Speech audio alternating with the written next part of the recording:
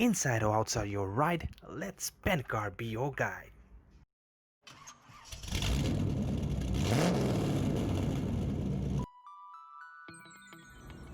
This is the Mercedes GLC 250, a compact luxury SUV that's Mercedes' response to the growing medium SUV market. It stares right at the face of some of its competitors, one being the BMW X3. However, is the GLC 250 really worth it? Let's find out. The GLC 250 has a good, sharp and bold look all around. Today, we are looking at the Indium silver metallic trim that comes with 18-inch alloy wheels. The GLC 250 comes with looks to get you inspired. Starting right in the front are the grills that come with the twin parallel bar running across with chrome finishes and the huge Mercedes logo in the center. Just below it sits the front camera and the parking sensors that are well integrated into the bumper. The LED daytime running lights are crisp and surely make this SUV look gorgeous. LED lights are present at the rear too, along with the parking sensors and the two chrome exhaust. A walk around and you have the side stepper and the beautiful wheel covers with internal ventilated disc. Here is the magic key that lets you get into this SUV, but it's pretty much like a remote control, I must say. The chrome-plated Mercedes-Benz name badge which lights up and the side stepper that run parallel across both doors make this one of the best SUVs to step into. The doors itself come powered with all the controls you may need for door safety. You also see many additional buttons around that you don't often see with cars around. For instance, this has the switch for opening the trunk.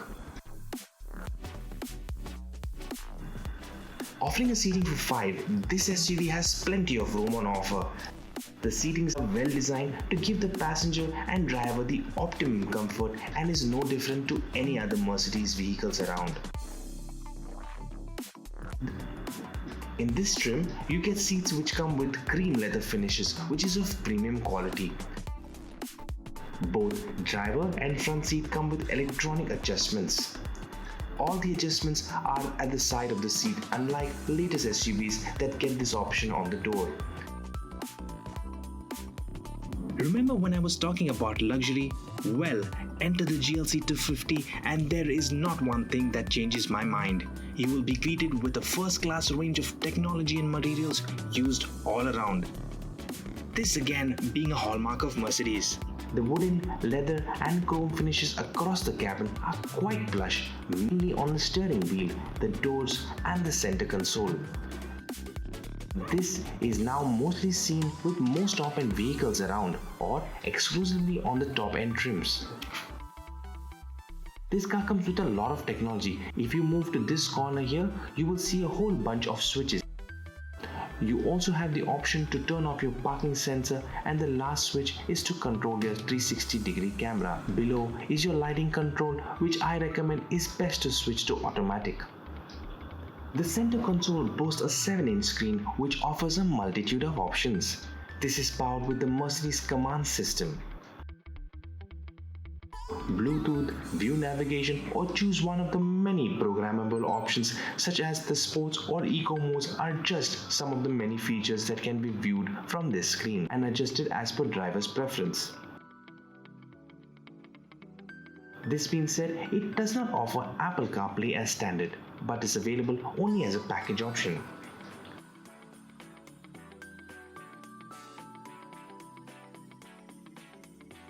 Let me power up this machine just by a touch. Whoa, and there you have a very beautiful driver console with all the info you need. Accessing around the various car specific options is smooth using the controls on the steering. If you have never driven a Mercedes or if it's the first time owning one, you will get a little overwhelmed, especially with the technology or how things are placed here. For instance, in most cars, this is the area where you would see the gear stick or the gear dial. However, in this GLC, this area is to control your infotainment or toggle through one of the many options that it has to offer.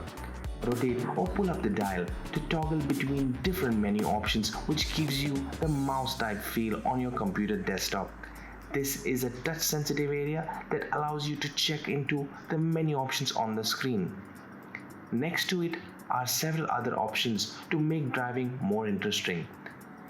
This switch out here is the dynamic select that allows you to choose from a whole variety of programmable options, which include drive modes such as Sport, Eco and Individual.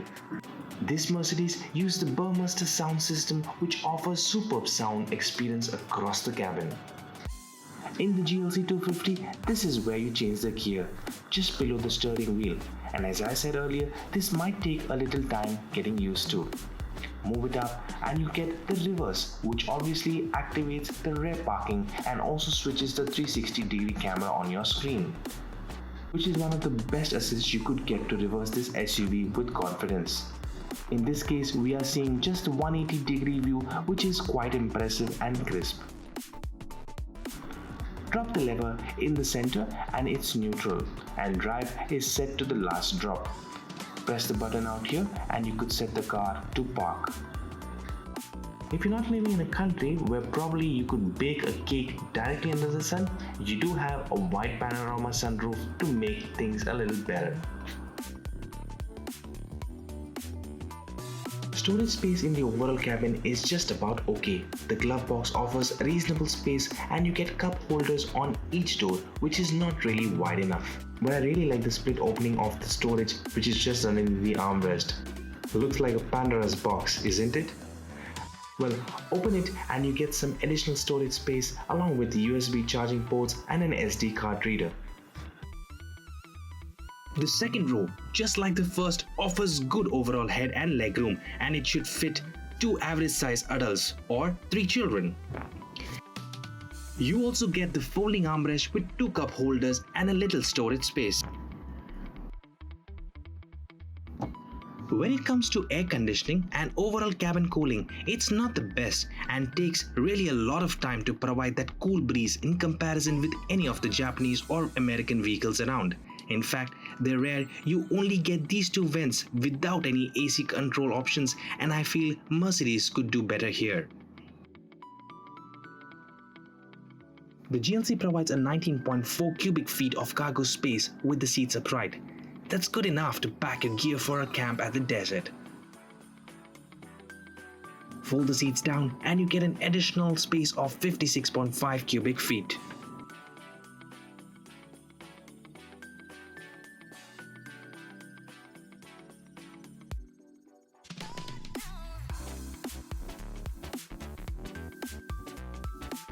Under the hood is a 1991cc 4-cylinder inline 16-valve turbocharged petrol engine, which gives an output of 211 bhp and 350 Nm of torque. This returns a top speed of 222 km an hour and an acceleration of 0 to 200 km in just 7.3 seconds. Mercedes claims a fuel average of 6.5 km per liter, and the fuel tank capacity sits at 66 liters. This variant is an all-wheel drive and comes with Mercedes' renowned 9G Tronic automatic transmission. Braking is good and comes with ventilated disc for the front and rear. Step on the pedal and you get one of the most eager engines out there that is super tuned to provide a lovely exhaust note that is well refined. The steering wheel mount and paddle shifters help in swift gear shifts that may be required, as the engine tends to hold the gears for a little longer. Knocking a lot of kilometers with this GLC is quite easy, and the cabin feels so quiet at top speeds. It offers optimum drive comfort in the normal spectrum of daily use. The Mercedes GLC offers top-of-the-range luxury, superior handling, great safety and a responsive engine. Whether it be those daily office commutes or the occasional weekend plans, this Mercedes is surely going to win your heart.